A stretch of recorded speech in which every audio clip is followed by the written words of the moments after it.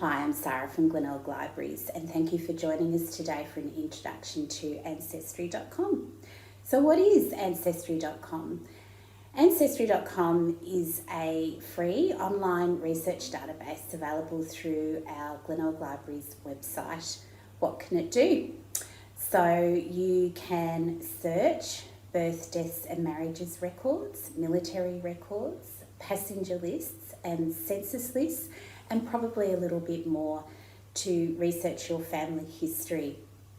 I hope the following tutorial will get you started on your family history journey. Susan is going to show you how to log onto the website, how to navigate the website, and give you some tips and pointers on how to begin your search. Thank you for joining us. Welcome, I'm Susan, and today I'll be showing you how to use Ancestry Library Edition and sharing some tips to help you enjoy researching your family history. Now, just to be aware that from home you will be able to have access to Ancestry Library until December the 31st. So take up this time and this opportunity to be able to use this. Normally it would be in the library, so it's a great opportunity.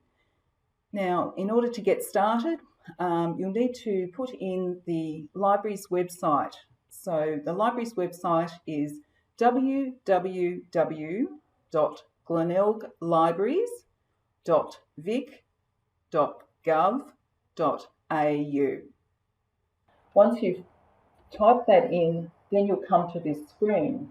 And so if we go to resources, where I've put the cursor and come down to online research, click on that.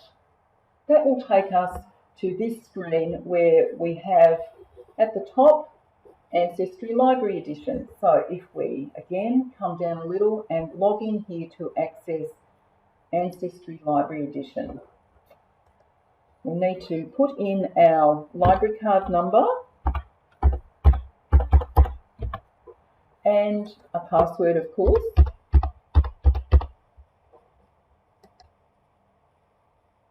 One more click here to access Ancestry Library Edition.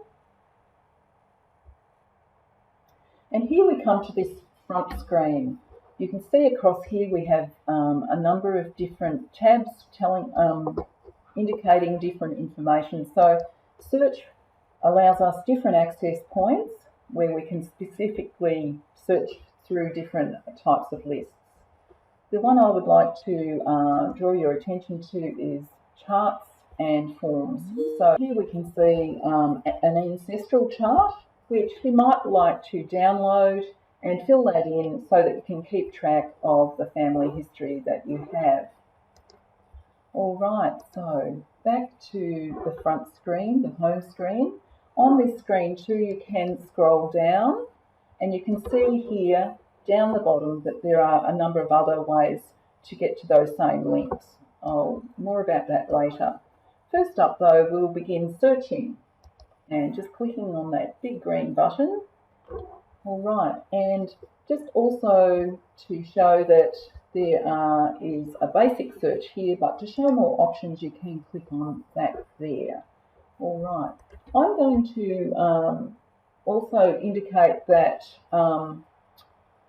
when you're searching, be aware that there are various different spellings. So what has been come down through the generations might not have been how the name originally began. So just be aware of that as you're searching. And something else to be mindful of is that to double check your results against other findings. So maybe if you have a marriage certificate, to check the information there of the different people with their names, and then to check it against, say, maybe a death certificate, just to make sure that you've got the same person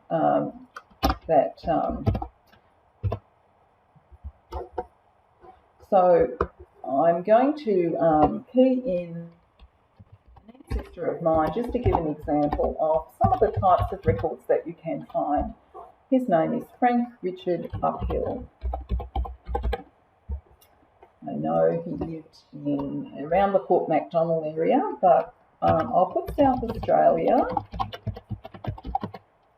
and that he was born in 1869. Now, it also has options with these other options that we've opened up, that you can put a father, a mother, sibling, spouse or child. So if you click on those, it opens up. I know that his wife was, her name was Ellen Lydia, and her surname was, or her maiden name rather, was Embury. So let's see what we find for Frank Richard. Just to be aware too, you can explore by location. So if your ancestors were from other areas, you can click on different maps and it should default to different searches. So we'll go back to Australia. We'll do the search on Frank Richard, and we'll see it displays 20 results with 822 records that potentially are there. Not all necessarily will be related to my great-grandfather. So the first one, I'd like to show you the type of record that you can bring up. So an Australian World War I service record. So if we click on this image here, you'll see something in very bold. So if we go over to the right and click on the minus, we can bring it down to a size where we can actually see what the information is. So Australian Military Forces, attestation paper of persons enlisted for service abroad. So this was from the First World War, and if we go either side, we find out all sorts of information that about Frank Richard, and I have been in here before, so I'm changing the page number. We can go to a specific page number and bring up different information. So here we can see that he actually died of malaria back in 1918. Okay, so I'm just going to go out of there and just see what other information that we can find about Frank Richard. All sorts of things. I'm going to just bring up this information here. This is actually from Find a Grave, and it actually displays the a photo of the graveside, and we can see he was in the cemetery in Beirut. So the actual information is there. Go back.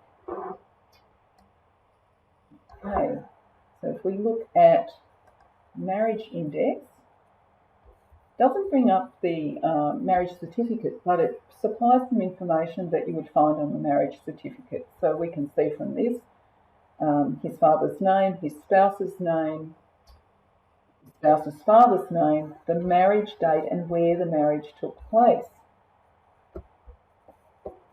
All right, so what we're doing is building more data and more detail about this person.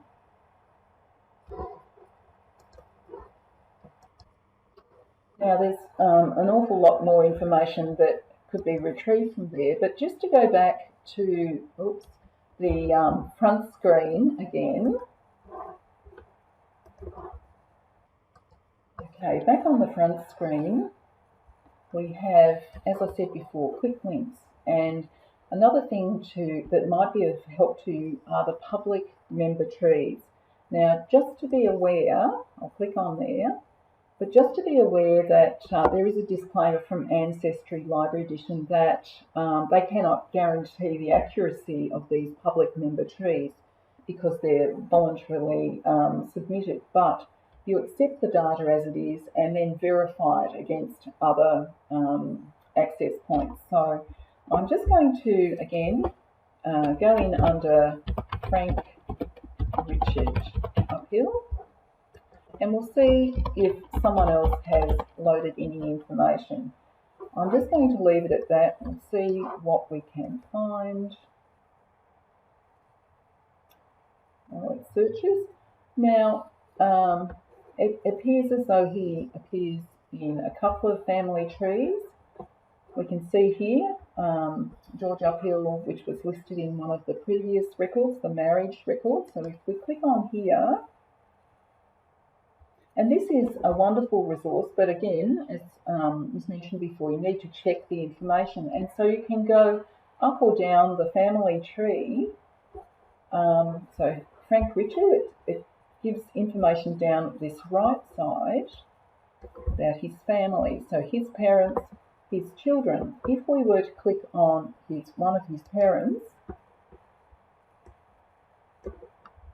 it then brings the parent's name to the top and the connections to, and so on. So you can keep going until it goes no further. Now, obviously, sometimes you'll come to a dead end. So it's a way, you need to find ways of maybe looking sideways, looking at other information that will find information for you. It was really exciting when one of the other staff was looking through her family tree, and she found that one of her forebears appeared on one of these assisted and unassisted passenger lists. And we'll just have a quick look at that. The gentleman's name was John Bypond. So if we can bring that up, and it's a little bit hard to read. Whoops, we've gone the wrong way there. But sorry to do this to your eyes. But what we found over here, John Bypond, he was a coach builder. So he was an adult when he came out, and it just made things come alive. So he was 30, and other information where different people had come from, English, Irish, Scottish or foreign. So all sorts of different records that can be gathered from Ancestry Library edition. We were also amused to find that Walter Healey, again another ancestor of one of the staff here, appeared in the New Zealand Police Gazette. So when we opened this up, Walter Charles Healey, birth 1889. Again, I've just got to find where he appears.